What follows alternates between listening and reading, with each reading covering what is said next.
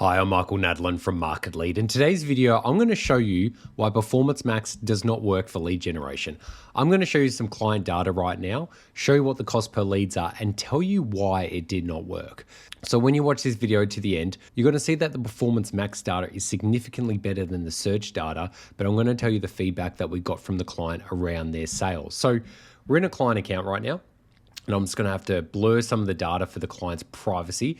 But this has been run over the last 90 days. So this is the period that we were running the Performance Max over. So this gives a nice average as well. So I'm just going to go into the counts that were Performance Max. And down here, we've spent $29,000 over that period.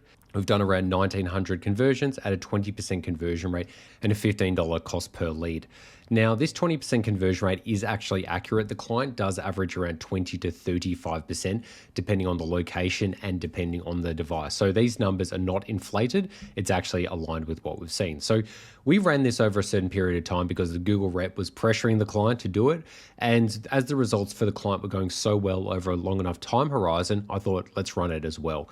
Now, the problem with running Performance Max alongside search is it will cannibalize the traffic from search. So what we did is we actually turned off the search traffic and let Performance Max run for 2 months. And now over that period, the results look outstanding. The cost per lead went down, the conversion rate was consistent, and the leads were high. So everyone was happy. But what we noticed over the first month and then the second month until we turned it off was they were not converting to sales. Now, this is where the biggest issue was happening. The quality of the lead was not there. And when we started to look at the search term report, as it was coming through, it was getting poorer and poorer, even though we're adding stronger negative keywords to it. Now, this client's got a very thorough lead generation system where the prospect actually has to fill out multiple fields to submit a lead. So this isn't just name, phone number, and email address. There are about 20 fields people need to fill in to get to this point.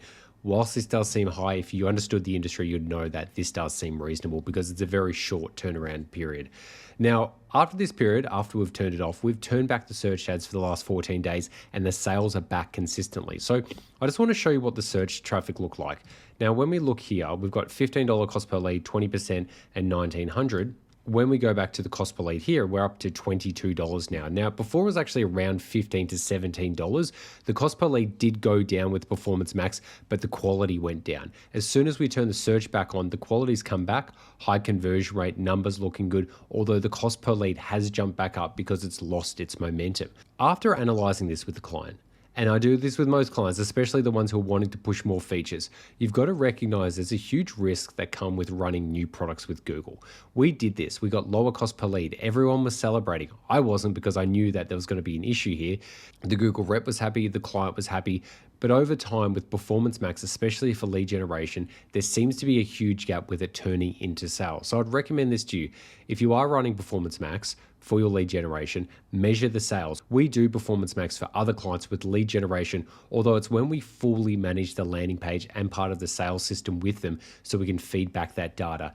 The feedback loop is really important. You do need offline sales data or sales data feeding back in so it's actually got a North Star to move towards. The risk is with Performance Max, if you're telling it to optimize towards a certain conversion point, it will optimize towards it. Doesn't mean the quality is going to be there.